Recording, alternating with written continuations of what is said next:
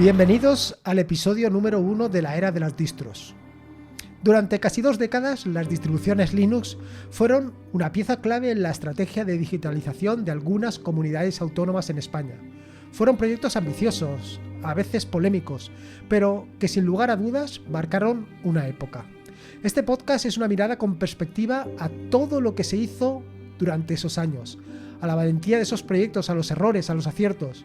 Y sobre todo, es una mirada con la ilusión y el conocimiento de lo que se podría llegar a hacer hoy en día. La era de las distros es el espacio donde vamos a desgranar esa historia, a hablar con sus protagonistas y a entender el legado que dejaron en el software libre español. Y para este episodio introductorio me acompaña todo un lujo de participantes que nos ayudará a dibujar el mapa de lo que vendrá. Contamos hoy con Jesús González Barahona, con Jesús Rubio, con Ismail Ali y con un servidor, Lorenzo Carbonell. Empecemos entonces, ¿no? Empecemos. Pues Y te pregunto, te voy a preguntar yo, ¿cómo Venga. se te ocurrió esto? No se me ha ocurrido solo a mí, llevamos tiempo ya un grupo de gente que a principios de los 2000 más o menos seguimos todo esto, que es muy importante documentar esa época. Yo creo que fundamentalmente por dos motivos. Uno, porque lo que no se documenta y se habla de ello es como si no hubiera existido. Y yo creo que esta época fue muy interesante, hay muchas cosas que aprender de lo que ocurrió entonces y hay muchos detalles que conocer, que incluso la gente que, bueno, más o menos estábamos cerca de lo que estaba ocurriendo, aún así pues tenemos una visión muy parcial, muy fragmentada. Pero la segunda razón es quizás más importante y es que desde mi punto de vista fue una de las primeras experiencias a nivel mundial de un grupo de gente muy diverso, con perfiles muy distintos, creyó que el software libre podría tener un papel importante en el desarrollo de la sociedad de la información, como se llamaba entonces, en el desarrollo del mundo digital, digamos. Y que el software libre debería ser un actor fundamental y que eso era bueno para las administraciones públicas y que era bueno para los individuos.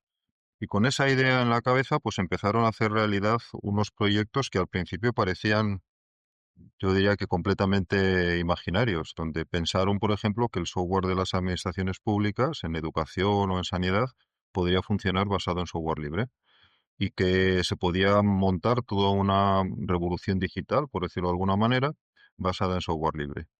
Y además eso ocurrió en sitios distintos, ya digo, con perfiles y con gente muy diferente que coincidió en ese interés, viniendo de caminos y de lugares muy diferentes. Creo que nunca eso había pasado antes en el mundo y probablemente nunca ha vuelto a pasar todavía. Vemos de vez en cuando experiencias en distintos países y ahora, por ejemplo, en Europa se está hablando mucho de soberanía digital, utilizando el software libre como una herramienta para ello. Y bueno, pues quizás es precisamente un buen momento para volver a hablar de toda esta época y de todo lo que ocurrió.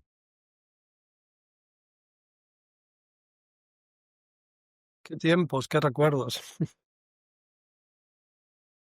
Eh, por completar lo que comentaba antes también, que Jesús e Ismail pues están aquí porque van a ser los dos primeras, en principio llamémoslos hilos conductores de las dos primeras experiencias de las que vamos a hablar.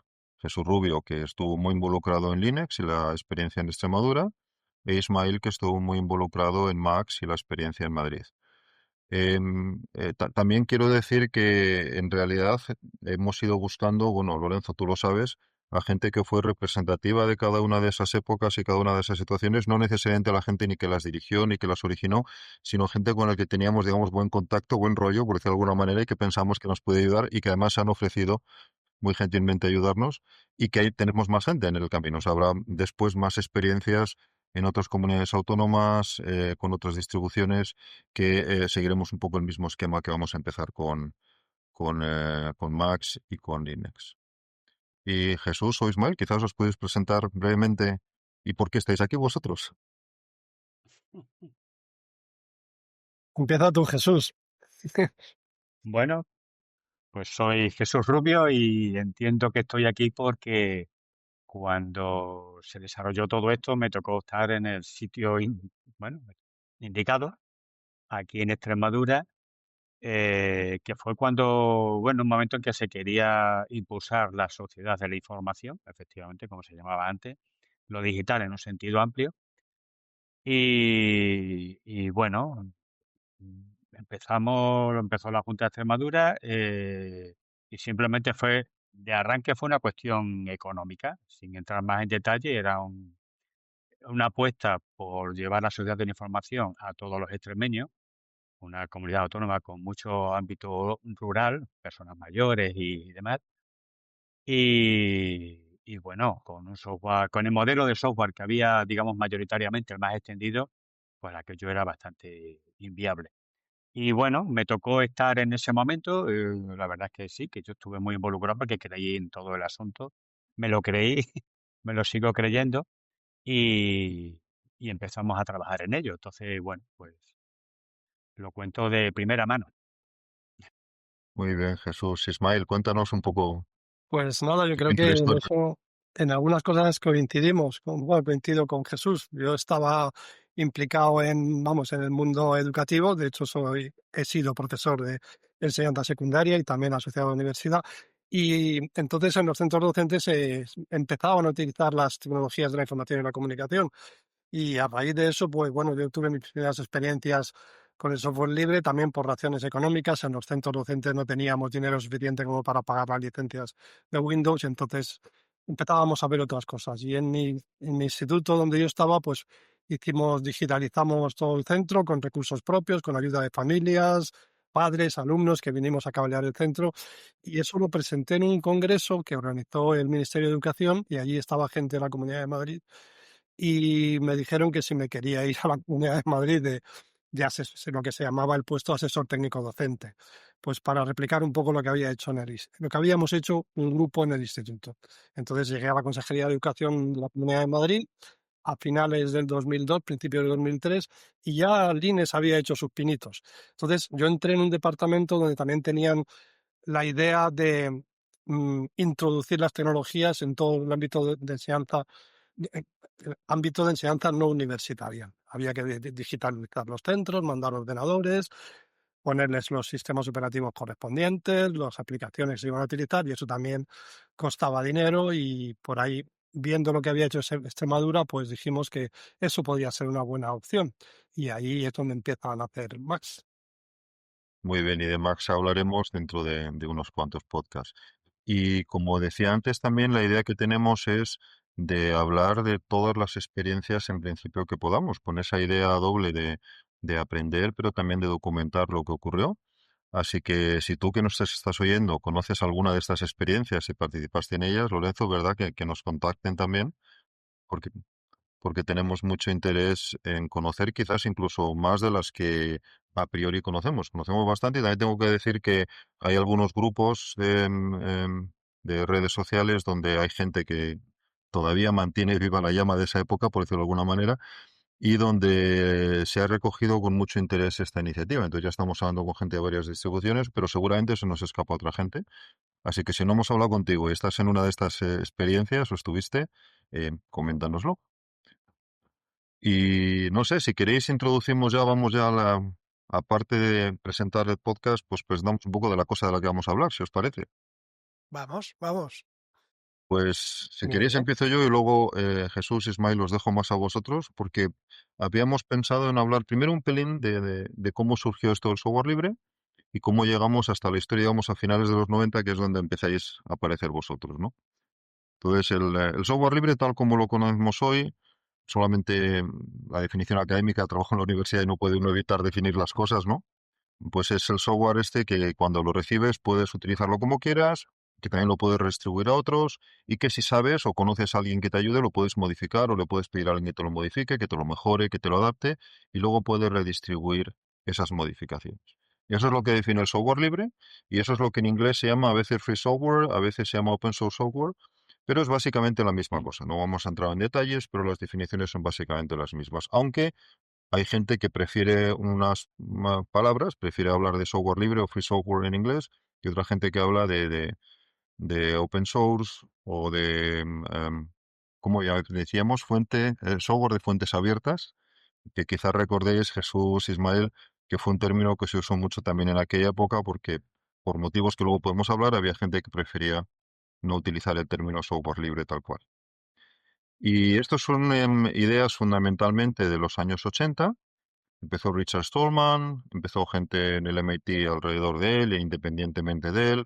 Empezó gente en la costa oeste de Estados Unidos también, en Berkeley, alrededor de la comunidad de Unix, por ejemplo, donde salió Berkeley Unix, y en varios otros sitios, fundamentalmente en aquella época en Estados Unidos, quizás porque era donde más desarrollada estaba la informática con diferencia, pero después se extendió muy rápidamente, yo diría que a Europa y a partir de ahí al resto del mundo. Con lo cual, si avanzamos muy rápidamente, pues llegamos hacia los principios de los años 90, donde se empezó a popularizar, teniendo en cuenta lo que quiere decir popularizar en ese contexto, que quiere decir que lo conocían más de cuatro gatos, ¿no? Y eso fue cuando empezó Linux.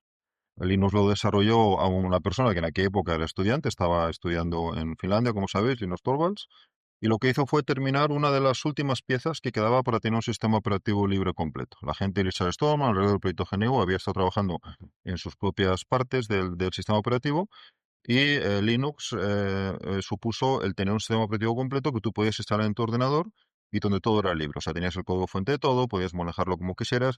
Y claro, eso encantó a muchísima gente. O bien a gente que llevaba tiempo trabajando en temas de sistemas operativos y demás, pero también a muchos estudiantes y gente que venía de otros backgrounds y que le gustaba esto de cacharrear un poco, ¿no? Es curioso cómo en esa época la gente de Unix, que era un sistema mucho más industrial, mucho más académico, venía de mucho antes, también tuvo un sistema operativo completamente libre. También cogiendo parte de lo que había hecho GNU, el proyecto GNU, y parte de lo que se había hecho en Berkeley y en otros sitios. Y hubo un sistema que se llamaba 386 BSD, que también era completamente libre, que también tenía todas las piezas necesarias. Pero por lo que fuera no tuvo tanto éxito y Linux empezó a desarrollar. Yo conocí Linux hacia el año 92-93, un poquito después que 386 BSD, porque por mi historia personal conocí en aquella época más el mundo de BSD, pero en esa misma época empezó a llegar a sitios como asociaciones de estudiantes o como gente que le gustaba cacharrear y empezaron las distribuciones de Linux. Entonces, una distribución de Linux es fundamentalmente el kernel de Linux, o sea, el núcleo de un sistema operativo con aplicaciones alrededor que permiten que un usuario pues, pueda trabajar con ellas. Un usuario, me refiero a un usuario normal, que no necesariamente sepa de informática. O sea, se lo instala como te instalas Windows o cualquier otra cosa, y una vez que lo tienes, pues trabajas con ello. En el año 93, o sea, como un año después, año y medio después de que Linus Torvalds empezara el proyecto de forma pública, ya había distribuciones que funcionaban en ordenadores normales de la época, digamos en PCs de la época, y hacia el año 94 era tan completo ya que se podía utilizar en prácticas en la universidad, en asignaturas como redes de ordenadores o programación. Y lo sé porque nosotros lo usábamos entonces ya de esa manera. Las primeras distribuciones de Linux son de esa época, del año 93. No sé si hubo ya alguna en el 92, probablemente empezaron en el 93 las primeras. Y una distribución de Linux, como decía antes, pues era un grupo de gente, se cogía y juntaba un montón de aplicaciones que hacían falta para tener un sistema operativo completo y las juntaba y las vendía, perdón, las distribuía todas juntas y a veces las vendía. Empezaron también las empresas como Red Hat que empezaron a vender distribuciones de Linux que ellos se encargaban de hacer. Claro, tú recibías la distribución, pero era todo software libre, luego podías modificarla y demás, pero la comprabas. ¿Os acordáis? En aquella época en disquetes. Era como la recibían muchas veces, te los descargabas uno a uno de internet, SUSE los fue la primera copiabas. que yo compré. Además la compré, pero te entraba manual, te entraba Claro, todo, un paquetito muy bonito y pegatinas. eso es, eso es. También, también fue SUSE la primera, pero no la compramos, ya entonces había un OpenSUSE que podías utilizar. Yo era en aquella época más de Debian, entonces me instalaba la Debian que me descargaba de internet. Pero bueno, si avanzamos un poquito más a finales de los 90, gente que más o menos estaba interesada en todo esto empezó a unirse en una asociación que se llamaba Hispalinux. Y eso yo creo que fue hacia el año 98, 99. Un día, Lorenzo, tenemos que invitar a alguien de Hispalinux también que nos cuente ese principio de esa historia, porque eso yo creo que fue un poco el catalizador que permitió que hubiera, digamos, suficiente masa crítica como para poder poner en marcha proyectos.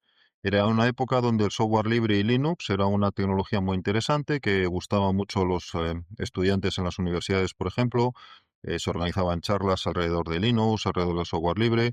Hispalinux fue muy activo en aquella época en este tipo de, casi yo diría, de formación para estudiantes, pero también a la vez en empezar a hablar en sitios muy concretos con gente que tenía interés, tanto empresas como administraciones públicas, y empezar un poco a promover por qué no usamos el software libre en estos contextos. Con empresas y salieron experiencias como estas de las que vamos a hablar. y llegamos ya a las distribuciones, por fin. Ismael, Jesús, os toca a vosotros. Quizás podéis hablar un poco de cómo veis el comienzo de las distribuciones autonómicas, digamos, desde un punto de vista lo más general que os parezca, no específicamente las vuestras, sino que qué hizo que de repente a principios de los 2000 nos volvimos todos locos y empezamos a utilizar software libre en las administraciones públicas y demás. Pues, bueno, si acaso empiezo. Eh, la verdad es que me has puesto el toro casi para entrar a él, porque es verdad que yo creo que lo que pasó en las administraciones públicas es que se dio un momento que había habido un cambio de leyes, a principios de los 90 apareció ya lo que era la LOCSE, y ahí empezó el sistema educativo también a buscar otro tipo de metodologías y demás. Entonces, hablando fundamentalmente del sistema educativo, que es donde primero se empezó, por lo que veo Madrid y nosotros exactamente igual, ¿no? Pero claro, a la hora de hacer eso, se juntó con lo que tú acabas de comentar, como ya había habido una herramienta, bueno, una tecnología, el Linux, el software libre, que había ido evolucionando y ya estaba maduro o relativamente maduro para muchas cosas. Es verdad que para un usuario final a lo mejor todavía había que tirar mucho de consola, pero es verdad que ya había un entorno gráfico que permitía hacer prácticamente o cosas muy parecidas a las que se hacía con los sistemas más normales como Windows, ¿no? O más normales, más extendidos. Entonces yo creo que se dieron esas dos circunstancias, que vosotros digo vosotros, los que habéis iniciado todo el proceso desde los años 90, final de los 80 y demás, ¿no? Habíais desarrollado una herramienta que se juntó ya en relativa madurez con la intención de las comunidades autónomas, de las administraciones públicas, ya hablo de esta madura, de querer impulsar la sociedad de la información. Y ahí, pues lo que comentaba antes, sale una cuestión puramente económica. Inmediatamente después de la económica sale una cuestión de independencia tecnológica. Y dice, a ver, yo voy a apostar por esto en mi administración, voy a meter una pasta gansa y resulta que si lo hago con el software propietario, al final yo no tengo la sartén por el mango. Entonces se dieron ahí como varias circunstancias que hizo que, bueno, pues vamos a apostar por esto que parece que está maduro, lo podemos utilizar. Después ya supongo que igual que en Max fue la inicia de Ismail en un centro, aquí nos pasó algo parecido, pero fue al contrario. Aquí nosotros presentamos Linux y cuando acabamos de presentar Linux en el mismo momento se nos acercaron dos profes y nos dijeron, oye, que nosotros ya estamos implementando Linux en nuestro centro educativo. A poco tiempo estaban fichados para nosotros ya, lógicamente, o sea, también se convirtieron en asesores. Fue al contrario, pero rápidamente ellos se acercaron a decir, oye, que esto es viable, que nosotros lo estamos haciendo. Por eso digo que había una cierta madurez ya de la tecnología y después, en el caso de Extremadura, una idea de impulsar la sociedad de la información, empezando por el ámbito educativo, pero bueno, en términos, se estaba ya haciendo algo más, de alfabetización tecnológica con personas mayores en el ámbito rural, ideas de empresa, etcétera, etcétera, ¿no? Ese fue nuestro caso. Y perdón, creo que de todo esto, lo más importante, lo que acabas de comentar tú, yo creo que va a ser un hilo conductor de todas los podcasts, toda la serie de podcasts, es que el software libre, evidentemente no podía ser de otra manera, nace con espíritu, bueno, nace gracias a una comunidad. Y es precisamente esa idea de comunidad la que empieza ya a estar relativamente también madura de trabajo, de funcionamiento, que hizo que el salto que dimos nosotros, pues podía dar cierto vértigo, pero sabíamos que había red. Y lo digo de verdad, esa red era la comunidad que había detrás. Y eso animaba mucho, sobre todo cuando la parte política te preguntaba y te decía, ¿y esto por qué? ¿Y esto no lo ha hecho nadie? ¿Y esto qué va? No, que sí, que funciona, que hay mucha gente detrás, ¿no? Entonces, esa idea de comunidad, que es la que se ha ido desarrollando, que tú has resumido muchísimo, pero que está muy bien, yo creo que es lo que subyace debajo de todo de todo el salto que dimos en adelante, ¿no? Ismael, ¿cómo lo ves tú? Pues bueno, yo creo que volvemos a coincidir en muchas cosas, porque hay que recordar que finales de los 90, principios del siglo XXI, principios de los 2000, pues se hablaba mucho de la integración curricular de las tecnologías en el ámbito docente. Los ordenadores ya estaban en todas las casas, al alcance de todo el mundo. Entonces, en mi caso, lo que hace la Administración de la Comunidad Autónoma de Madrid es intentar dotar a todos los centros docentes de equipamientos informáticos. Quiero recordar que eso lo hizo también Extremadura. O sea, Extremadura no solamente hizo Linux, sino que digitalizó todos los institutos, convirtiendo todas las aulas clásicas en aulas con ordenadores. En Madrid no hicimos eso. En Madrid empezamos con un aula de informática por centro, que luego eso se fue extendiendo, ordenadores en las clases y todo eso. El meter tantos ordenadores en las aulas implicaba también un desembolso económico muy fuerte, y teníamos administraciones que eran muy pacatas en ese sentido a la hora de invertir mucho dinero en esas cosas. Y en el caso de Madrid, pues tuvimos también otro condicionante. En Extremadura fueron mucho más lanzados y fueron mucho más valientes y cogieron y metieron Linux con Linux a saco, es decir, fuera Windows. En cambio, en Madrid no nos dejaron hacer eso. O sea, hablábamos de las experiencias, lo que decía Jesús. Yo me informaba, yo como docente que estaba en un puesto ahora de asesor técnico, pues antes de hacer nada, pues tenía que ver cómo estaba el estado de la cuestión. Entonces fue cuando conocí también a Hispalinus, cuando conocí también a Barahona y a su grupo, a Gregorio Robles también, a gente que te informaba de por dónde iban las tendencias. Entonces eso se lo poníamos en informes a los que tenían capacidad de decidir si se hacía o no se hacía. Entonces siempre nos dijeron, vale, muy bien, vamos a probar eso, pero Windows también tiene que estar aquí. Es decir, los equipos que la Consejería de Educación mandó a todos los centros iban con arranque dual. Iban con arranque dual, con Windows y con Linux. Entonces, eso por una parte fue un freno, pero bueno, nos permitió empezar a trabajar con software libre. O sea, la idea inicial era eso, dotar de ordenadores a todos los centros docentes de la Comunidad de Madrid, desde infantil hasta los ciclos formativos de grado superior, y ponerles sistemas operativos y aplicaciones que se utilizaran en las diferentes áreas curriculares. Y quiero también mencionar una cosa importante, porque en aquellos momentos, vuelvo a repetir, año 2000, 2002, yo no era profesor, yo no soy informático, yo soy biólogo. Entonces, pero yo era de los que pensaba que las tecnologías de la información y la comunicación y los ordenadores podían servir en todas las áreas curriculares. En Madrid, por lo menos, en aquella época, la asignatura de informática era una asignatura optativa, no era obligatoria.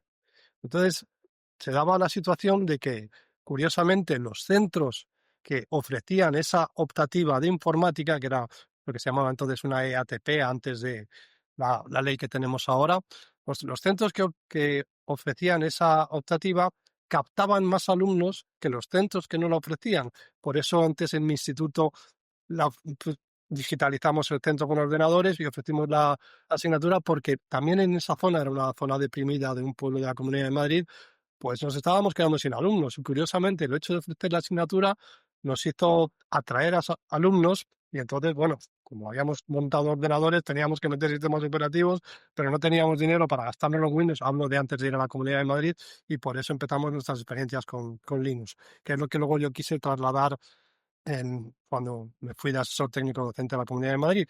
Y fueron las personas que coordinaban aquel departamento, que uno de ellos es lo que va a participar también, el Quirino Vargas, pues fue el que lo trasladó a la superioridad, y entonces pudimos arrancar con poner software libre en los ordenadores, tanto en la partición de Windows como en Linux. Es decir, los equipos iban con arranque dual Max Windows, Max era todo software libre, los paquetes ofimáticos y todas las herramientas eran software libre, pero conseguimos en la partición de Windows quitarnos de en medio el Office y meter OpenOffice. Entonces ya empezábamos a meter ahí la semillita y poner navegadores también, entonces era Netscape y luego Firefox, poner en vez de hacíamos como una batida, ver qué era lo que necesitaban los docentes, pues las herramientas básicas eran paquetes ofimáticos, herramientas de diseño gráfico, que metimos GIMP en las dos partes, y así poco a poco fuimos entrando en conseguir que la gente en los centros viera que se podían hacer cosas también fuera de lo que todo el mundo tenía en sus casas, ¿no? Algo que habéis comentado los dos y que me parece que es muy interesante es, ninguno de los dos teníais un perfil netamente informático. Y yo creo que eso fue recurrente en muchas otras de estas experiencias. Quería preguntaros ¿cuál fue el papel de estos perfiles no informáticos como los vuestros? ¿Creéis que fue una cosa positiva, negativa? Luego os cuento mi propia opinión, ¿no? Creo que fue fundamental no solo en vuestras experiencias, por lo que conozco de Valencia, nos contarán más, también hubo mucha importancia de gente que no tenía perfiles informáticos. En Andalucía quizás un poco diferente, pero hasta cierto punto también. En Castilla-La Mancha quizás también, y otras experiencias que hubo muy de docencia, digamos, y que había en esa época también en universidades. Muchas veces no en las facultades de informática, sino en otros centros dentro de las universidades, ¿no? Primero, ¿por qué os parece que eso fue así? Y segundo, ¿qué impacto tuvo eso después en el desarrollo de las experiencias? Pues yo, mi experiencia, visto ahora con perspectiva, en principio, bien, a ver, yo me parece que tiene cierta lógica o cierta coherencia, porque al no ser informático, aunque te guste la informática, vamos a decirlo así, yo soy de historia, geografía, Ismael, fíjate, eh, pero de siempre, ya estudiando en la facultad, intentaba usar el ordenador, pero nunca para juegos. Yo me acuerdo que a mí me compraron, que había una empresa en Cáceres, de Dragón, que era como una especie de Commodore, Dragón Ujú. 64, una Sí, cosa sí. tremenda. Y bueno, mi madre pues lo consiguió a un buen precio porque mi padre había trabajado en la Diputación, ¿no? De Cáceres. Y yo me acuerdo que toda la gente, todos los amigos, algunos amigos, dos que tenían ordenadores, me decían, oye, tengo tal juego y tal juego. Y yo es que nunca me había traído los juegos, pero yo disfrutaba como un enano programando en BASIC, que yo me acuerdo que iba a la casa del libro cuando iba a Madrid, me iba siempre con un montón de libros enreando para acá y para allá. Entonces, yo siempre lo veía desde mi punto de vista, es decir, ¿esto para qué me vale a mí? Mi hermana de filología, pues yo le dije, vamos a hacer una base de datos de la biblioteca que tenemos en casa, y, o sea, que siempre enredando así. Después en el instituto, con quien yo más enredaba con los ordenadores y los que movíamos los ordenadores éramos un profesor de economía que iba siempre con un destornillador en el bolsillo de atrás, porque los ordenadores tenías que abrir, quitar, poner. El profe, un compañero de educación física, Diego, y con uno de latín y griego. Entonces, o sea, no había ningún informático. El de economía sabía algo más de informática, pero Jesús, pero entonces, yo decía que me parece coherente porque en realidad nos acercábamos a la tecnología desde el punto de vista de usuario, exprimiéndola, exigiéndole al máximo de esto para que me vale. No tanto desde dentro. Sí, es verdad que después llega un momento en que te gustaría y dices, pues quiero meterme dentro en las tripas y hacer algo más. Pero en realidad, incluso de cara a propio aula, a los alumnos, yo me acuerdo que escribimos con el profe de latín y nosotros escribimos un artículo que era informática de andar por clase. Estoy hablando en el año, yo no sé, lo publicó en el centro de profesores, quizás fue el 94, 95. Y era como con un ordenador y un convertidor de VGA, de vídeo, de VHS de vídeo a VGA con una televisión que teníamos del departamento de inglés que no la usaban y se la quitamos directamente. Pues ahí empezamos a llevar a los alumnos a ese sitio que nada más había una tele, un ordenador, y ahí nosotros vimos que la metodología podía cambiar. Entonces empezamos a extenderlo, a dar cursos en los centros de profesores y demás. Pero es eso, es decir, ¿para qué me vale a mí la herramienta?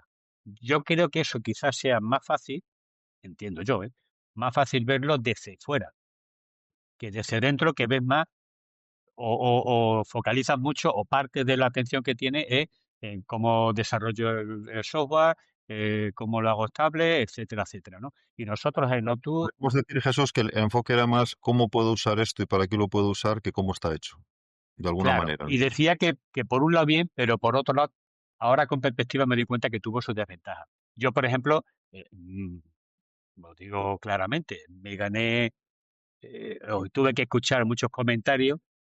Claro, das cuenta que estamos hablando, como he dicho antes Ismael, estamos hablando de que en Extremadura, lo contaremos después en otros episodios, pero hay un desembarco de decenas de miles de ordenadores en el sistema educativo. Después, alfabetización tecnológica, que había que pagar también, aulas de informática en el medio rural. Eh, en sanidad, que también se llegó a poner. Intentamos en la administración. Y amigo, cuando llegamos a la administración, ahí me encontré con el gremio de los informáticos. Por eso digo que bien y mal. El gremio de los informáticos era, ¿y este de historia qué coño? Bueno, perdón. Tal cual, tal cual. ¿Qué viene a decirnos a nosotros? Si es de historia, él no sabe, efectivamente, pero no se dieron cuenta, no todos, no todos, pero no se daban cuenta que en realidad yo no estaba desarrollando ni haciendo afirmaciones informáticas, sino como ciudadano, como la parte que me tocaba a mí de responsabilidad en la administración era cómo llevamos la informática al ciudadano. Y eso es lo que no sabían bien. Entonces ahí ellos cerraron su cortijo y bloquearon muchas veces las iniciativas precisamente por eso. Mira, pongo un ejemplo. Cuando se hace los 3 primeros centros que se construyeron nuevos, todos completamente informatizados, el departamento, bueno, el servicio de informática que había gestionado toda la compra, estamos hablando de unos 40 y tantos mil ordenadores de entrada, después fueron muchos más, ¿no? Compraron los ordenadores que vinieran sin nada, pero nadie de ese servicio informático se preocupó de si funcionaban con Linux. Mm. Y un fin Claro. de semana, ¿a quién le tocó estar allí? Pues me acuerdo que vino, en aquel momento era Ándago, que era todavía cuando no se había presentado Linux, que tenía que funcionar, vinieron para acá. Ándago es la empresa que desarrolló la primera versión, primera versión de la distribución de Linux, ¿no? Y nos fuimos un fin de semana para que funcionara y hacer claro, que es que el lunes tenían que estar operativos, ¿no? Porque además se iba a inaugurar el centro, etcétera, etcétera. Eso da idea de cómo nos tocó bailar con la más fea hablando del gremio de informáticos, con todo el respeto y con todo el cariño, ¿no? Pero es verdad que ahí lo que Te lo por un lado era comentaba, bueno porque veíamos las posibilidades, se volvía en contra porque decían, pero vosotros de qué vais.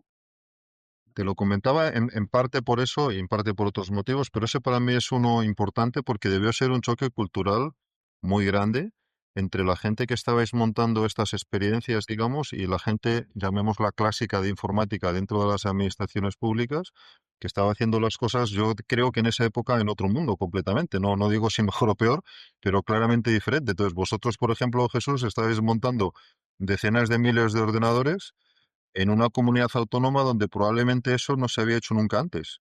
Y no lo estaba haciendo la gente que uno esperaría que lo haga, que es pues la gente del servicio informática o como esté organizado allí en la Junta, ¿no? Y eso sin duda tenía que suponer un choque, yo diría que no solo cultural, sino pues de todo tipo. Un Ismael, en choque vuestro de caso, trenes. ¿fue parecido también? Sí, bueno, pues es que es muy parecido. O sea, de Hemos ido en hecho, paralelo.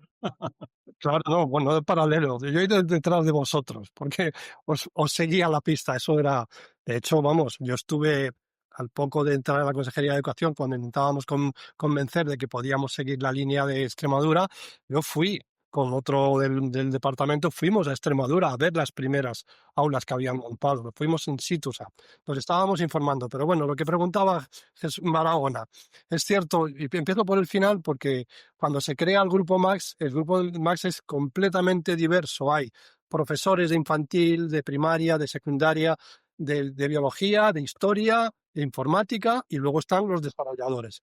Nuestro primer objetivo fue ese, que no fuera un grupo cerrado, sino que fuera multidisciplinar, para que pudiéramos aprender y entender, porque nuestro objetivo era lo que también ha dicho Jesús Rubio, o sea, era introducir las tecnologías de la información y la comunicación en las aulas, pero no solamente para dar la optativa de informática, sino para cualquier área podría tirar de los ordenadores para un cambio metodológico, para poder introducir Internet y otras tecnologías en las aulas. Y de hecho eso fue también mi motivación. Vuelvo a repetir, yo no era profesor de informática, porque es que en esa época ni siquiera existía la especialidad de informática en los centros de enseñanza no universitaria.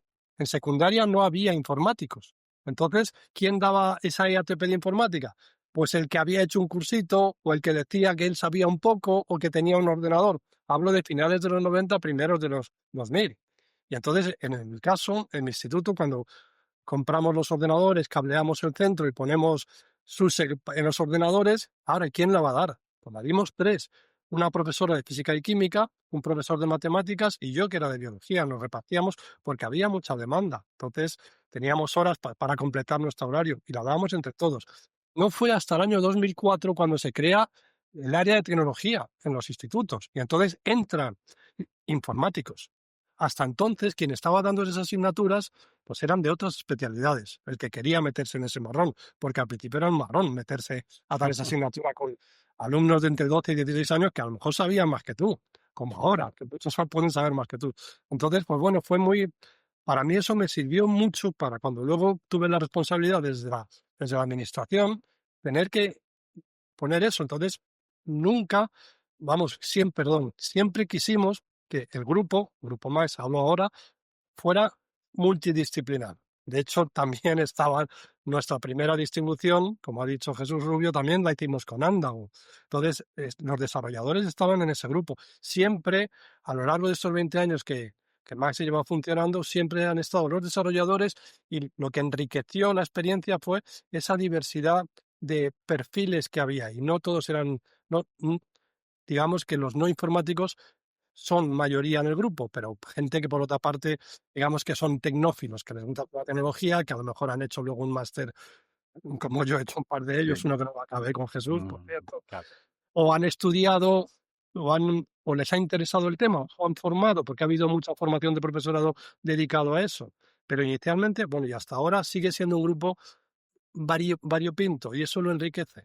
Yo tengo la Fíjate impresión, que, perdona, sí, dale. iba a comentar que en Extremadura, bueno, se empieza todo con la idea inicial era, la primera aplicación era en el sistema educativo, pero ya en paralelo se estaba desarrollando el plan de alfabetización tecnológica, que es llevar la sociedad de la información al ámbito rural, a las personas mayores, bueno, y demás, y también al ámbito de la empresa, a emprendedores y etcétera.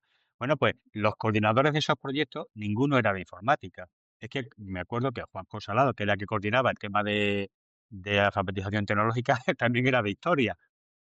Bueno, él había hecho historia, no había ejercido, no era docente, pero bueno, era de historia su formación. O era gente de económicas y demás. Eso sí, después siempre rodeado, lógicamente, con un sustento de informáticos, lógicamente, para que la cosa fuera en condiciones. Pero no sé si decir la dirección, sino por dónde teníamos que ir era siempre a la limón. Fundamentalmente eran los no informáticos los que decíamos verdaderas locuras y después el informático nos ponía los pies en el suelo y decía, no, mira, eso en sí no, etcétera, etcétera, ¿no? Pero bueno, en ese tira y afloja positivo, porque ahí éramos entre nosotros, es como fue saliendo todo, con una perspectiva desde fuera del ámbito puramente informático, ¿no? Yo tengo la impresión de que mucho de digamos, del impulso inicial al menos tuvo que ver con esto que habéis comentado los dos, de que, digamos, sabíais lo que queríais, os centrabais en ello, y cuando montabais informática en los centros, montabais cosas que pensabais que eran útiles para la gente que iba a trabajar allí, porque era vuestro dominio, no os preocupaba tanto cómo estaba montado por debajo, por supuesto tenía que funcionar, pero en lo que os centrabais era en que resolviera unos problemas. Pero tengo la impresión de que también hubo algo de aquello de lo hicimos porque no sabíamos que era imposible, que lo habréis oído otras veces. Porque si le hubierais preguntado lo mismo a los informáticos, probablemente os habrían dicho, o os habríamos dicho quizás, no hombre, no seas loco, no te metas ahí, ¿cómo vas a montar eso de esa manera? Yo creo que en esa época, estamos hablando de nuevo de finales de los 90, principios de los 2000, había muy pocas experiencias de despliegue masivo de software libre. Ya lo sabía, pero en España y creo que en general en el mundo eran muy desconocidas todavía. Curiosamente, en la misma época en la que vosotros estabais desplegando esas cosas, había grandes empresas españolas haciendo despliegues de Linux en sus sucursales, por ejemplo, pero de una forma casi secreta. Parecía que tenían miedo de que se supiera, no vaya a ser que luego no funcione y digan, vaya, qué mala tecnología que tiene esta empresa, ¿no? Porque yo creo que vosotros tuvisteis ese otro componente de decirlo desde el principio. O sea, digamos, ibais adelante con los faroles, esto es lo que tenemos, esto va a funcionar, adelante. Y yo creo que esa Pero combinación es la que encuentro única, y es en la que decía al principio del todo, en que hubo un grupo de gente que os creíais que eso se podía hacer. Porque yo creo que eso fue como mínimo la mitad de que eso saliera adelante, el creerse que esto efectivamente iba a salir, ¿no?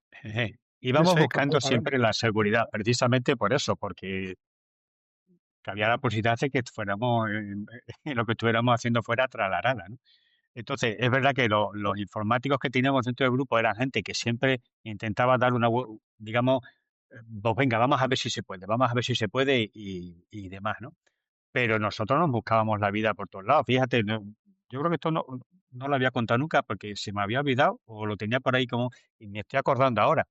Una de las cosas que le dijimos tanto a Carlos Castro, el director general, como al consejero, para decirle, oye, que esto es viable, que sí, que esto puede ir para adelante, es porque alguien, no sé, no recuerdo cómo ni quién, nos comentó que en la Diputación de Badajoz usaban, no era Linux, pero era Sun Microsoft.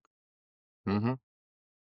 Total, que hablamos con el jefe de servicio de informática y economía de allí, y entonces, bueno, dijo, pues veniros un día para acá. Y nos fuimos para allá y hubo un momento en que dijimos, bueno, está claro que estamos por el camino acertado. Todo esto, ya te digo, antes de presentar, nos llevaron al CPD, al Centro de Proceso de Datos de toda la Diputación, nos llevan enseñando los ordenadores para acá, para allá, y yo veía nada más que Windows por allí, ¿no?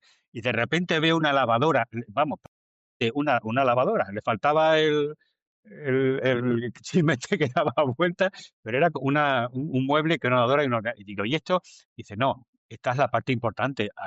Y digo, pero es que tenéis mucho Windows. Y me decía, sí, sí, pero para el día a día, dice, las nóminas y todo lo que es la gestión económica, no nos fiamos de Windows. Me lo dijo así.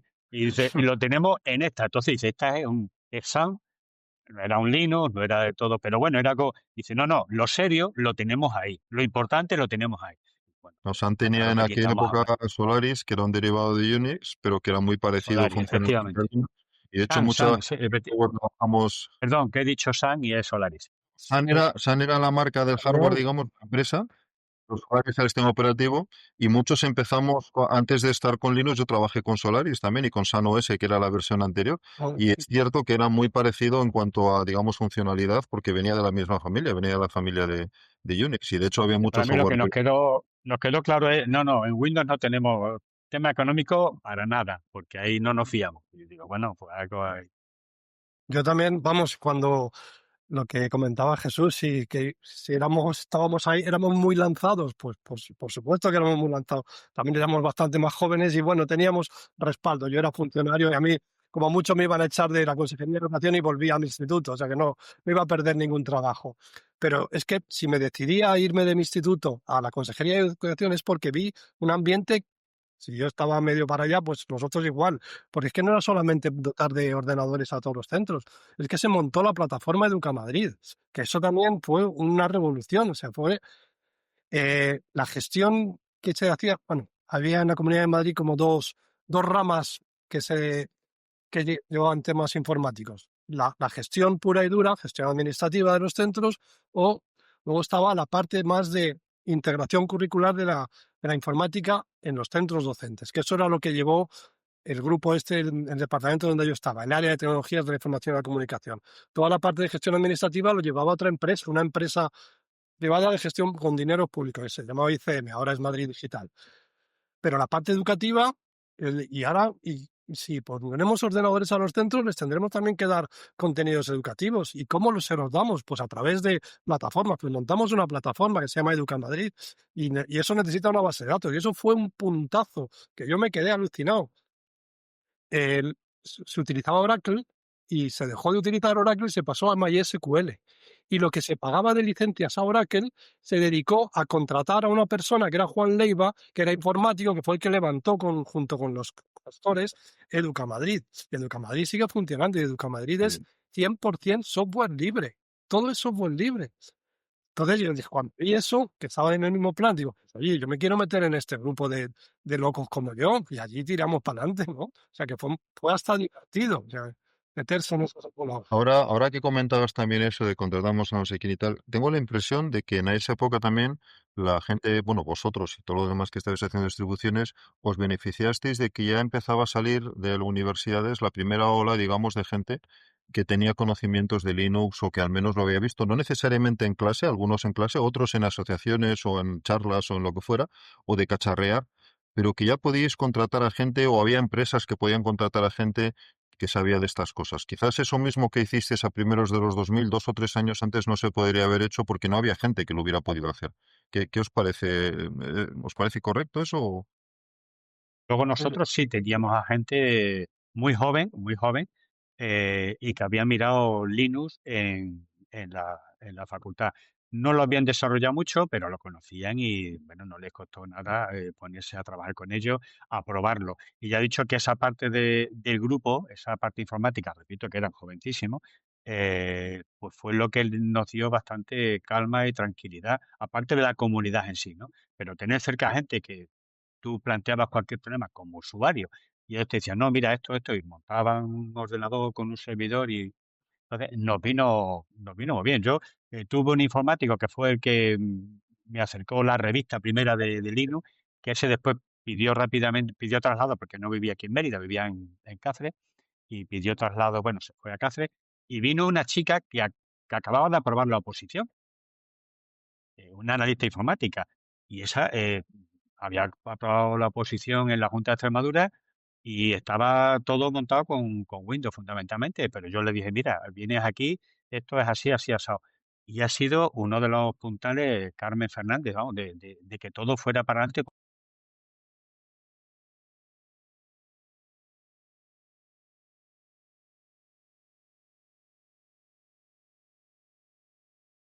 Hace que funcionara y demás. Y dice, ¿qué coño funcionario eres? ¿Qué estás haciendo? Pero sí, era gente muy joven, ¿eh? Muy joven y preparada y bueno, con la mente abierta.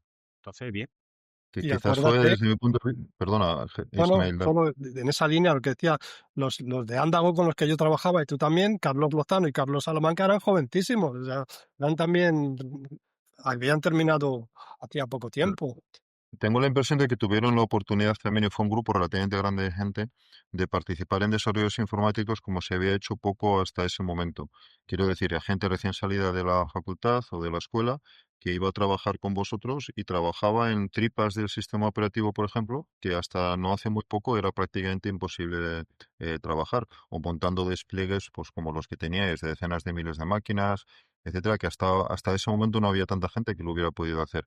De hecho, de ahí salió mucha gente que después acabó trabajando en empresas multinacionales relacionadas con software libre porque cogieron experiencia para trabajar, pues desde gente que trabaja hoy día en el kernel de no sé qué o en navegadores de internet o en cualquier otro lado. Yo creo que eso fue una experiencia también de incluso de transferencia de tecnología muy peculiar y muy especial, pero que funcionó bastante bien al principio al menos.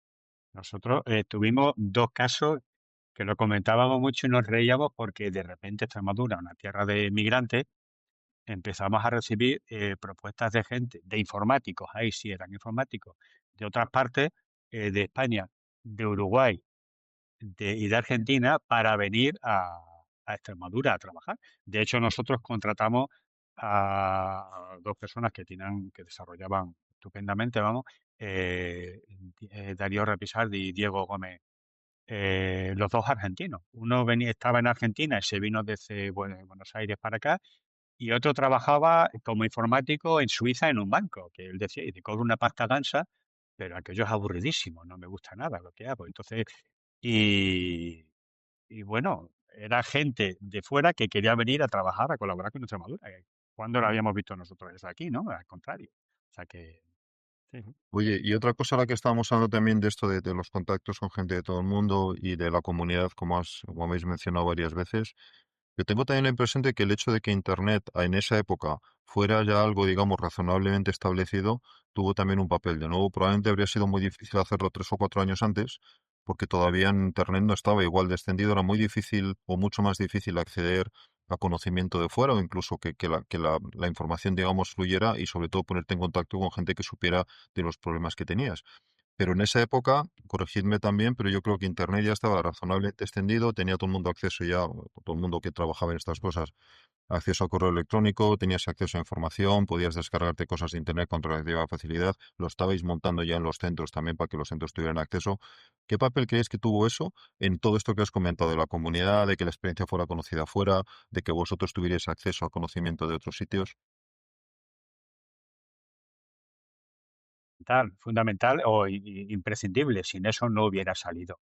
No ya solo por el contacto, sino por la idea. Mm, Ya he dicho, y lo explicaremos en siguientes podcasts, que en Extremadura la idea surgió inmediatamente, lo del software libre y lo del INE en el sistema educativo. Pero eso formaba parte de un proceso más ambicioso de sociedad de la información. ámbito rural, vendedores, etcétera, que ya comentaba antes, ¿no? Y eso era impensable sin red. La experiencia con las personas mayores, por ejemplo, con el tema de Internet en una población muy mayor y a la vez con hijos que han sido inmigrantes y tienen los hijos fuera y demás para contactar con ellos, era el enganche para ellos. Es decir, yo, a mí esto en la informática, ¿qué me vale? Sí, pues te vale para ver la foto de tu nieto cuando nace, para conocer dónde están, para tener información inmediatamente, etcétera, etcétera. Pero la propia red en sí, en Extremadura, toda esta parte de sociedad de la información se hacía en paralelo a una infraestructura que era desplegar una intranet porque es una comunidad autónoma con mucha población rural y muy dispersa. Entonces, una Internet por toda la región. Claro, ahí la red Internet es que era, ya digo, básico. Y en el sistema educativo, supongo que en Madrid pasaría exactamente igual, porque allí, lógicamente, estamos hablando de una población donde las empresas privadas invertían en red porque les salía más barato, vamos, más barato no, les salía rentable. Aquí a una población de 1.000 habitantes, pues no le resultaba tan, a lo mejor tan, Ya, que no tan le... así, ¿no? Pero en general, vamos, en general, ¿no? Es que sin internet imposible. Fíjate, en el ámbito educativo, eh, nosotros cuando empezamos estaba todavía el boom de los CD y yo me acuerdo hablando con altos cargos de la consejería, con la parte de educación, que estaban apostando mucho por generar contenidos los propios docentes, pero los metían, los encapsulaban en un CD. Todavía CD, no era ni DVD, en un CD y demás. Pero claro, el problema que era que si haces una mejora, una rectificación, tienes que hacer otras 1.000 copias o las que fueran, ¿no? Entonces, yo le decía, a ver, vamos a ver, ahora con la red, con internet, no, tú haces una copia, tienes internet, si tienes que hacer una modificación, se hace y automáticamente todo tira de ahí y ya está. Eso no te creas que lo entendíamos fácilmente, ¿eh? Y costó bastante que lo entendieran. Entonces, claro, Internet fue imprescindible, yo creo que básico. Sin eso, es que yo no lo hubiera, yo creo que hubiera sido imposible, ¿no? Ismael, vosotros montasteis Educa Madrid o se montó en Madrid en gran medida justamente por eso, ¿no? Sí, sí. Y bueno, y es que van saliendo todos los puntos de lo que fue el plan global de la introducción de las tecnologías de la información y la comunicación. Hay dotaciones informáticas, plataformas y conectividades, que sin la conectividad no se hacía nada en los centros. Había ya centros que por su cuenta y pagándolos con sus recursos propios, es decir, con el dinero del centro, se pagaban sus conexiones a Internet. De hecho, en mi instituto del que yo salí, teníamos las de las primeras líneas que cubría todo el centro primero fueron las ADSL y empezaba a haber ya fibra óptica en algunos sitios. Y eso era lo que luego se generalizó en todos los centros. No era solamente que les diéramos los ordenadores, también teníamos que darle plataformas como Educa Madrid y, por supuesto, cómo acceder a ellas con la conectividad a Internet. Y eso facilitó muchísimas cosas. Desde otro punto de vista también, de los que estábamos dentro para buscar toda esa información que necesitábamos para hacer cosas, nuestra herramienta básica era Internet, para conectar con gente, para ver otras experiencias, para ir a sitios donde se hacían cosas. Quiero mencionar también a Juan Tomás aquí de Hispalinus, porque yo le conocí en las jornadas que organizaban. ¿Os acordáis de las Campus Party que se hacían en Mm. Valencia? Ujú. Aquellas Sí, sí. quedadas masivas de gente joven, pues allí había grupos de linuxeros ya a tope y gente muy joven. Entonces allí, con unas conexiones a internet de mierda, se hacían, jugaban y hacían de todo. Entonces uno se quedaba maravillado y digo, esto como lo tengo que hacer, tenemos que llevarlo aquí. Visto desde hoy es difícil entender aquella época, pero efectivamente con conexiones mucho peores que las de ahora, sin embargo, Internet se estaba ya desarrollando mucho más, yo diría que mucho más cualitativa y cuantitativamente que 2 o 3 años antes solamente. O sea, Internet en España a nivel un poco de masivo, digamos, probablemente se empezó a desarrollar hacia el 96, 97 y hacia primeros de los 2000 ya era algo que, bueno, que todo el mundo más o menos que estaba en cosas de ordenadores, pues tenía acceso rutinario a ella y demás.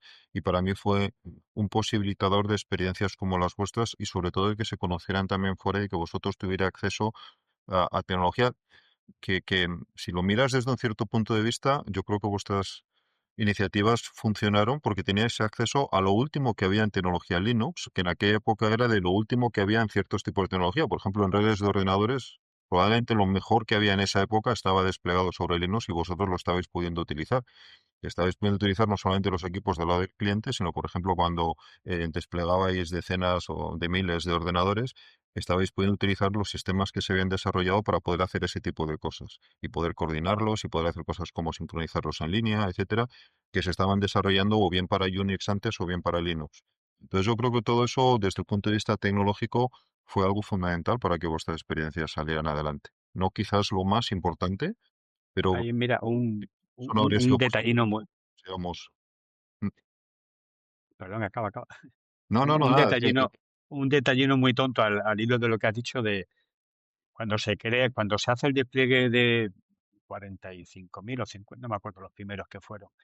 eh, la, la segunda versión, la primera versión de Linux que se hizo ya por parte de dos profesores de aquí del sistema educativo que pasaron a formar parte del grupo de desarrollo, ¿no? Eh, Implementaron que todos los ordenadores de Extremadura, todos, para ahorrar luz, además, porque los centros, claro, los directores de los institutos y de los colegios decían, claro, es que me vas a poner tantos ordenadores, la luz, no sé qué. Y bueno, otra tontería que puede parecer, en verano, en mayo, el calor que hace, aquí los ordenadores, esa CPU soltando, y esos monitores, que eran monitores de antes, ¿no? Bueno, Sí. pues todos los ordenadores se encendían a las 8:30 y todos se apagaban a las 3. Eso se hacía porque iba en red y si había algún problema, tú llamabas y venga, te lo enciendo ahora. Es decir, la red, en un sentido, de la manera que quieras mirarla, por la cara que quieras mirarlo del prisma, fue fundamental, fundamental. Y desde el punto de vista metodológico también, como ha dicho Ismael, yo creo que todos empezamos con Internet a darle un sentido que tanto la administración educativa como el resto de compañeros vieran que Internet era válido para dar clases. O sea, que era bueno, pero no solamente el desarrollo de la informática, sino yo me acuerdo que me organicé con la profesora de inglés en un curso que daba de cuarto de la ESO. Nosotros fuimos pioneros en esto de la LOSE y demás, de la primera guerra de los Balcanes. Entonces, teníamos un módem allí de 14.000 y pico, porque estábamos hablando de principios de los 90, de los Bueno, 94, 93 o antes. 95. Sí, sí, sí, bytes por segundo. Sí, sí, aquello era de los que hacía el ruidito ese Mm. y demás, ¿no? Y al final lo que hacía es, yo en mi casa me descargaba noticias, no, claro, yo me descargaba noticias de la guerra en inglés, se lo llevaba ella, lo imprimía, ella trabajaba con ello en clase y esos alumnos ponían en un tablón de anuncios que teníamos en la entrada del centro sus comentarios y demás y las noticias siguiendo lo que estaba pasando allí. Claro, yo para mi historia contemporánea, que yo era fundamental hacerlo, ¿no? Y, pero eso, en mi caso, por ejemplo, en mi centro, sirvió para que se entendiera. Después, cuando eso lo vas comunicando por ahí, lo vas diciendo, pues la gente es más receptiva, pero claro, sin internet es que hubiera No, sido para imposible. poner un poco en contexto esa época hay que recordar que entonces Wikipedia, por ejemplo, no existía todavía. Entonces hay muchas cosas que hoy damos por sentadas y completamente, digamos, estándar que vosotros no teníais a vuestra disposición aún. No, no, no, para nada. Volviendo un momento a lo que Tenemos en hablaba, carta. eso es, tenemos en carta.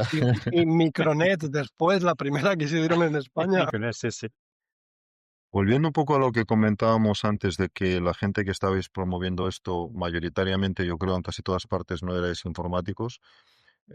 Antes hemos hablado un poco de la parte positiva, que yo completamente comparto, pero ¿no os parece que también tuvo que ver con que la iniciativa no pudiera llegar más allá? O sea, que hubo un momento donde os chocasteis con un techo de cristal o, o de cemento armado, no lo sé, que hizo que la experiencia no pudiera continuar. Lo que comentabais antes, cuando voy a hablar con los políticos no me hacen caso, me cuesta demostrarles cosas porque no soy del ramo. Cuando voy a hablar con los profesionales del ramo no me hacen caso porque no soy de los suyos, o porque no entienden lo que estoy haciendo, o porque piensan que es demasiado jaleo. ¿No os parece que eso pudo limitar la experiencia en un momento dado y incluso comprometer su continuidad? Ya tendremos que hablar en otro momento de que todo esto al final terminó en muchos casos. ¿Qué os parece? ¿Eso tuvo un rol o eso fue otras dinámicas distintas que no tuvieron que ver con eso? Sí, yo creo que sí, hombre, que tuvieron que ver. Pero bueno, fíjate, hay como una contradicción, hay una. Nosotros, ya comentaba antes que con el gremio informático de la administración, con una parte solo, repito, con otra gente que estuvieron por la labor y demás. Pero los cuadros jefes de servicio y algunos jefes de sección, es decir, los que tenían mando en plaza, parecía que estábamos pisando callos y se notaba mucho, ¿no? Pero ello, como la cosa en educación iba funcionando, ahí yo creo que por sentido de, digamos, de torero casi, ¿no? De decir, bueno, pues si esto funciona, yo no voy a ir contra ello porque funcionaba. Pero en otros ámbitos, amigos, ahí ya sí la cosa fue de otra manera. Yo creo, pero claro, aquí hablo solamente de la experiencia de Extremadura, que por ejemplo en educación se mantuvo, se ha mantenido, o sea que la gente sigue utilizando el Linux, se llama Linux, Ubuntu, pero bueno, se sigue utilizando, ¿no? Lo mantienen, lo adaptan y demás.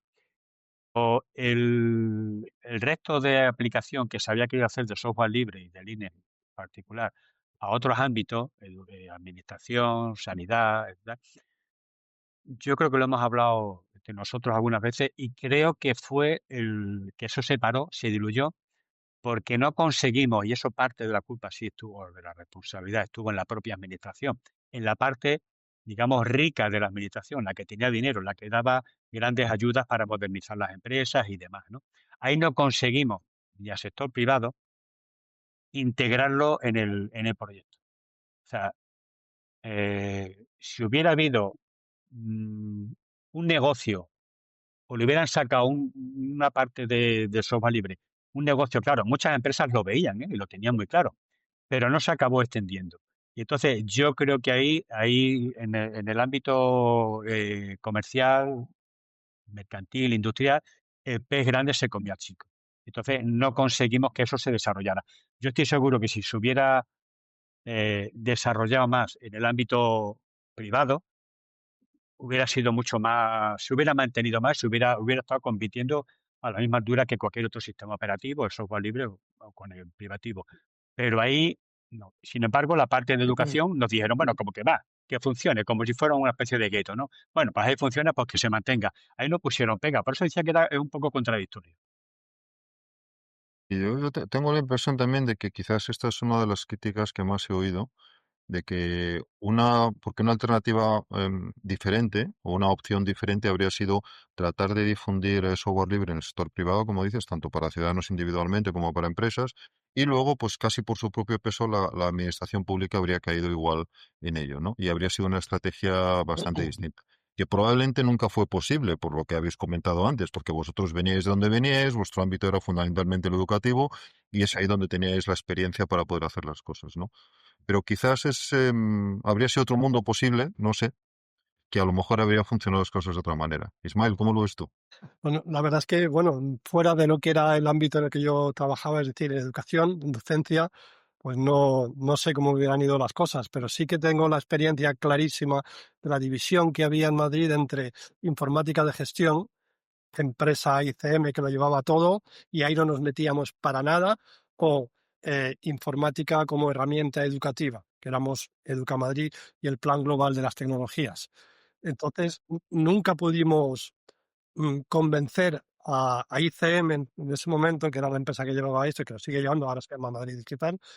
Ellos seguían en su línea, de hecho eran los responsables de las dotaciones de los equipos de gestión, las nóminas, las matrículas del alumnado, todo el personal no docente, todo eso se llevaba a través de equipos de gestión que siempre los montaban ellos exclusivamente con Windows y capados, con un perfil porque no podías hacer absolutamente nada.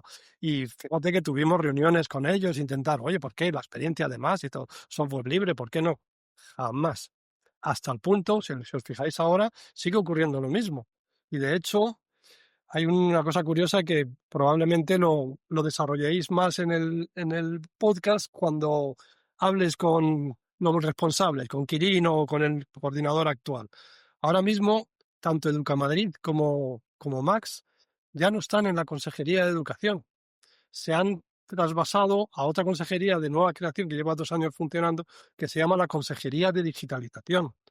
Y físicamente toda la gente del grupo Max, bueno, el grupo no porque está fuera, el coordinador de Max y todos los que llevan la plataforma de Educamadrid están ahora en donde era la sede de ICM, en la calle Embajadores. O sea, antes hemos estado por miles de sitios diferentes, moviendo de un lado a otro, pero ahora está todo concentrado allí, tanto la informática de gestión como la informática educativa.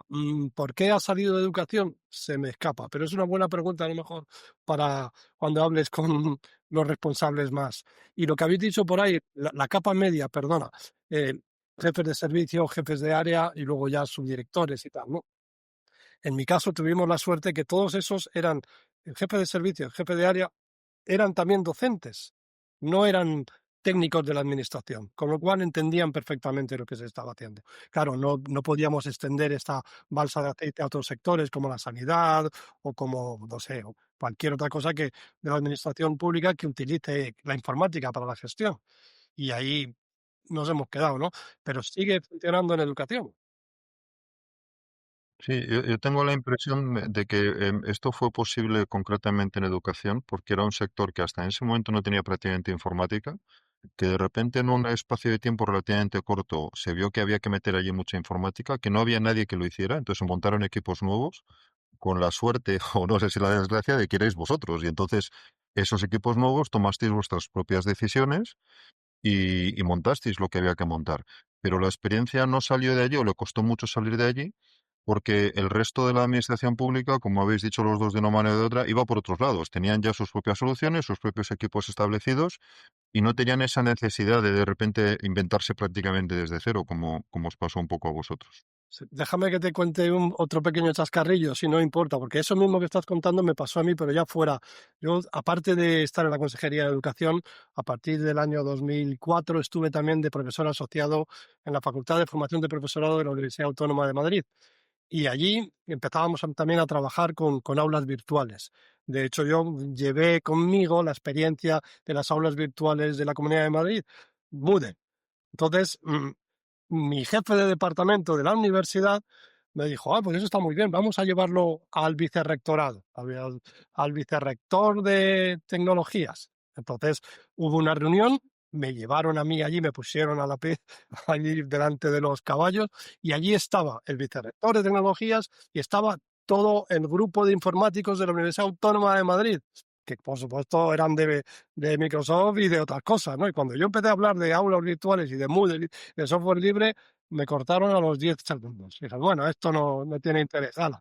Y se acabó la reunión, pero lo que más rabia me dio fue que mi jefe de departamento me dejó ahí solo. Ala, habla tú con ellos a ver si consigues. No conseguía absolutamente nada. Por Ya veo. esa presión de la parte de los informáticos puros y duros. O sea, yo, por supuesto, yo con todo el respeto del mundo hacia ellos, no estoy diciendo como ese contraste del que habla Jesús González Barahona, de que es difícil a veces, bueno, seguiremos tratando el tema seguramente. Y quería introducir el último tema ya porque tenemos que acabar y si no vamos a dejar ya vamos a agotar todos los temas para todos los podcasts. Y es una reflexión muy rápida y solamente que me comentéis un poco vuestra impresión al respecto. Yo tengo la impresión de que vuestras iniciativas partieron de un posicionamiento político, pero entendedme político en lo que podríamos decir el buen sentido de la palabra, no político de izquierdas, de derechas o incluso de, no sé, digamos, de doctrina política, sino de pensar, tengo un problema social, tengo que ver cómo lo resuelvo y voy a buscar formas de resolverlo que quizás no son las habituales, porque tengo que resolverlo y necesito encontrar la mejor forma de hacerlo. Eso realmente llegó a ocurrir, porque visto en retrospectiva es como si hubiera ocurrido.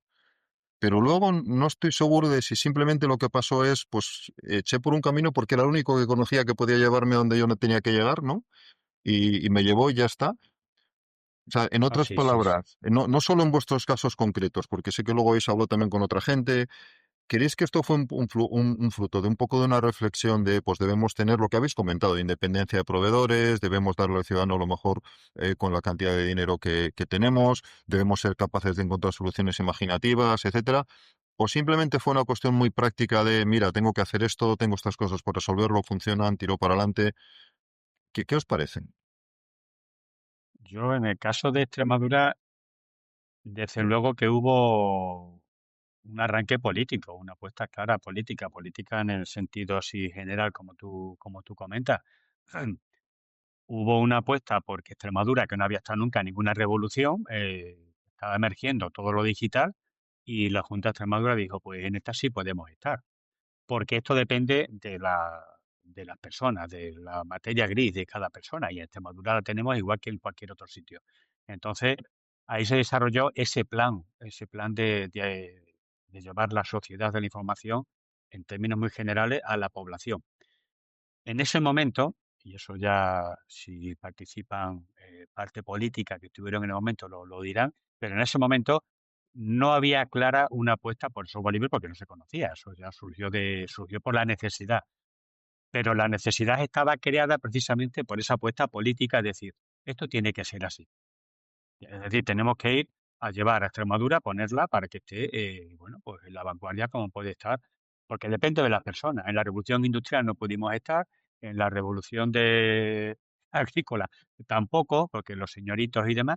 Entonces, en esta sí, dependemos de las personas. Tenemos universidad, tenemos gente que se está formando, oye, y podemos hacerlo.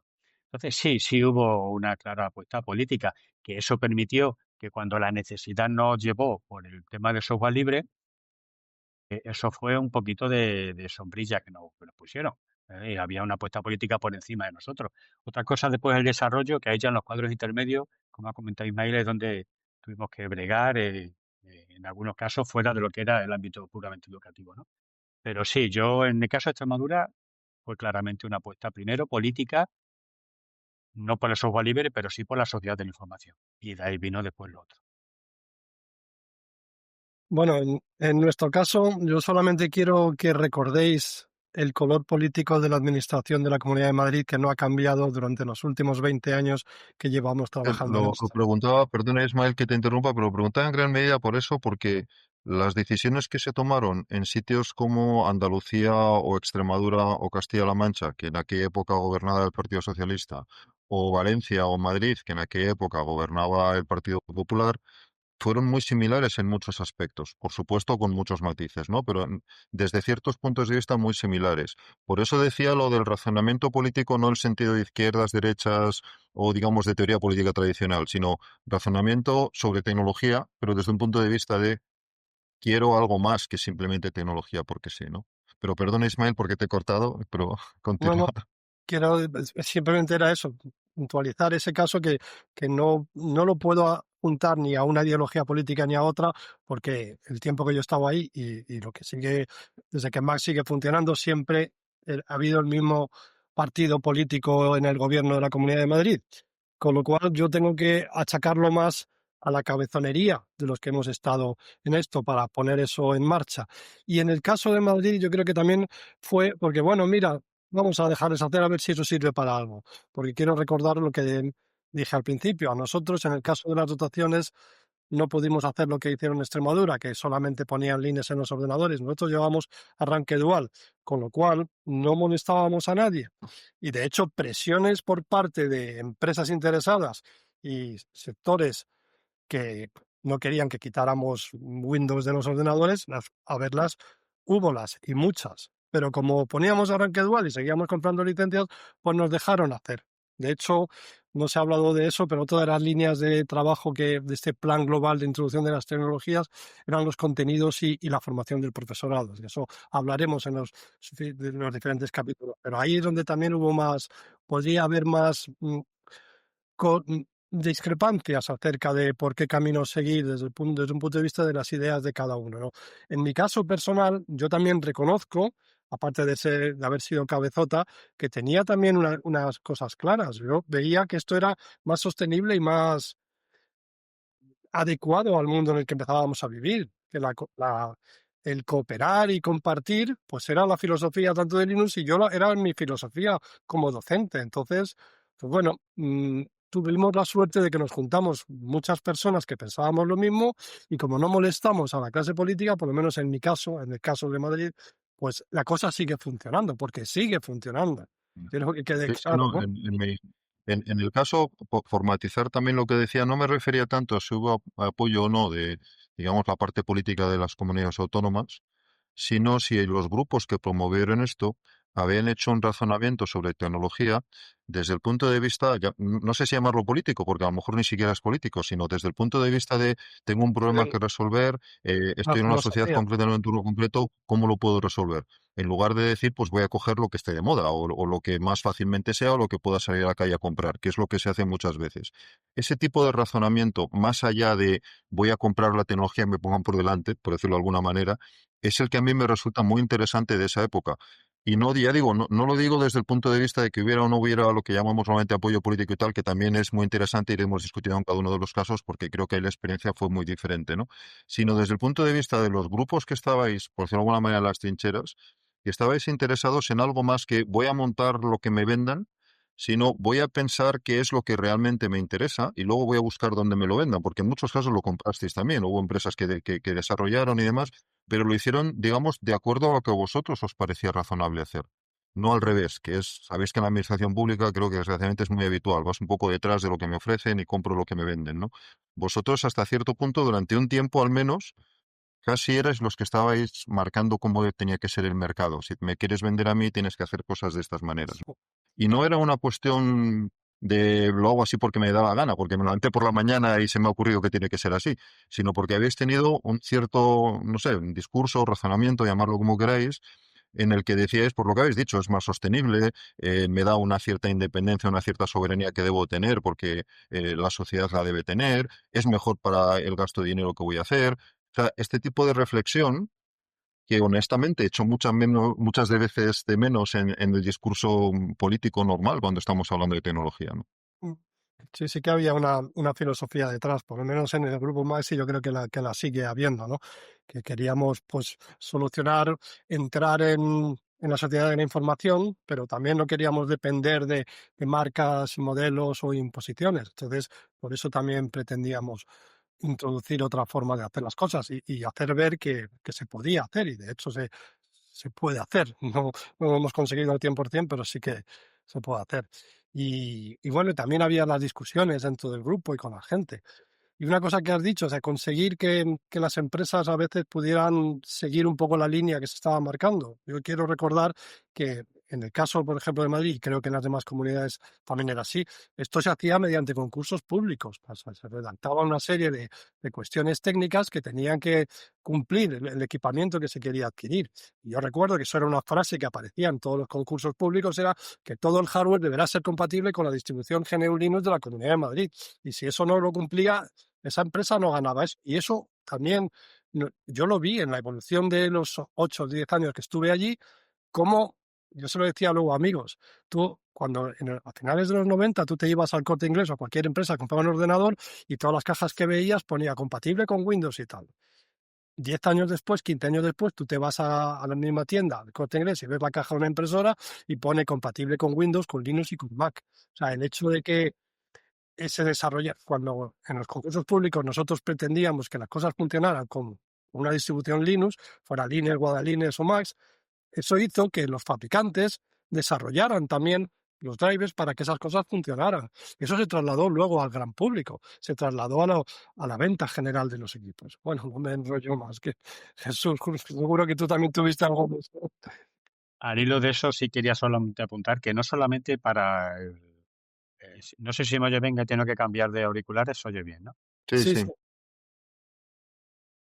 No solamente que fuera compatible el hardware y lo que era sistema operativo y demás, sino los propios contenidos. En la parte educativa, incluso eso nosotros lo hablaremos. intentamos en la parte se generó software de contabilidad, etcétera, para las empresas, para Sí, llevar un compatible. almacén, etcétera, etcétera, ¿no? Y yo recuerdo que hubo una editorial que era una multinacional que nos llamaba mogollón de veces un tío que habían contratado para que todo lo que ellos hacían, eh, bueno, Oxford, para que lo digamos así ya muy clarito. Y al final vino a vernos varias veces porque ellos querían que tenían mucha venta de libros en Extremadura. Dice, claro, nosotros lo que queremos es que nuestros libros tienen un apoyo en un CD o en unos contenidos digitales muy importantes de sonido, de audio, claro, para el tema de idiomas, ¿no?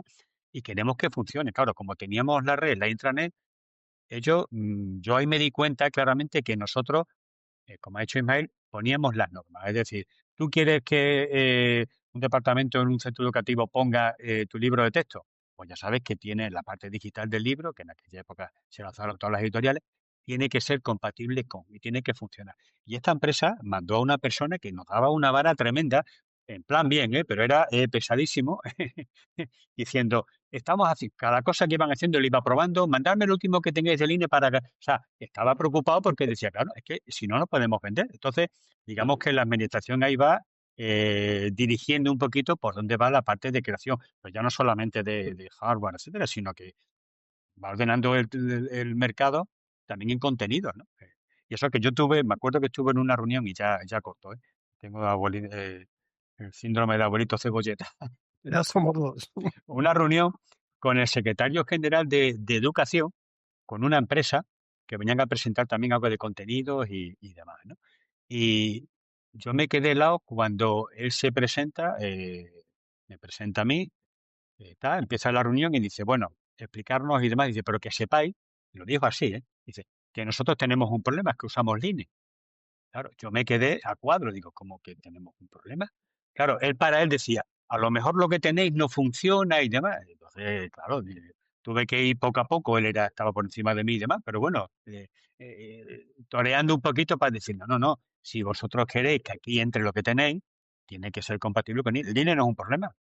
Linux es lo que, y la solución la tenéis que dar vosotros. Pero bueno, ahí nos costó un poquito, pero sí, Yo esa contenido parte de fuera. de la administración, de decidir lo que me hace falta y de luego ayudar a que el mercado lo proporcione, me pareció también muy interesante de esa época, porque yo creo que ayudasteis mucho desde distintos puntos de vista, pero a conseguir mucha más diversidad de la que había antes. Por supuesto, fue un esfuerzo casi a nivel nacional pero que se vio complementado por otras cosas que estaban ocurriendo en otras partes del mundo. Pero a mí me interesa mucho esa parte de pensar desde ese punto de vista. O sea, no voy a comprar lo que me ofrecen, sino voy a ver qué es lo que realmente necesito y voy a tratar de cambiar el mundo un poco, un poquito nada más, pero para que eso se pueda hacer. Yo creo que fue parte también muy interesante de vuestra época y de vuestros trabajos. Y quizás es una parte de eso que comentaba antes, de que hicisteis esas cosas porque no sabíais que no se podían hacer, que es lo que en muchas partes de la informática, digamos, tradicional muchas veces hemos pensado, ¿no? No se puede cambiar el status quo, no puedes... y en realidad muchas veces hay mucho más margen de lo que parece, sobre todo cuando se hacen las cosas con cabeza. Lorenzo, quizás tenemos que acabar ya que ya llevamos un buen rato, ¿no? Sí, sí, la verdad es que ha estado súper interesante, ¿eh? De verdad, os tengo que dar las gracias a todos porque ha sido realmente espectacular. Bueno, Eh, Lorenzo, muchas gracias a ti A por ti, acogernos aquí en tu casa. exactamente. Sí, eso, muchas gracias. Y, y nada, creo que podemos anunciar, si te parece, que lo que viene a continuación es Linux, que tendremos varios correcto. capítulos sobre Linux, donde Jesús nos ayudará un poco a hacer hilo conductor de todos ellos, con diferentes protagonistas que estuvieron involucrados en la época, Ismael y después Max, donde vendrás tú que nos ayudarás también un poco a hacer de hilo conductor con la gente que esté involucrada en Max y, como bien dices, que siguen hasta ahora.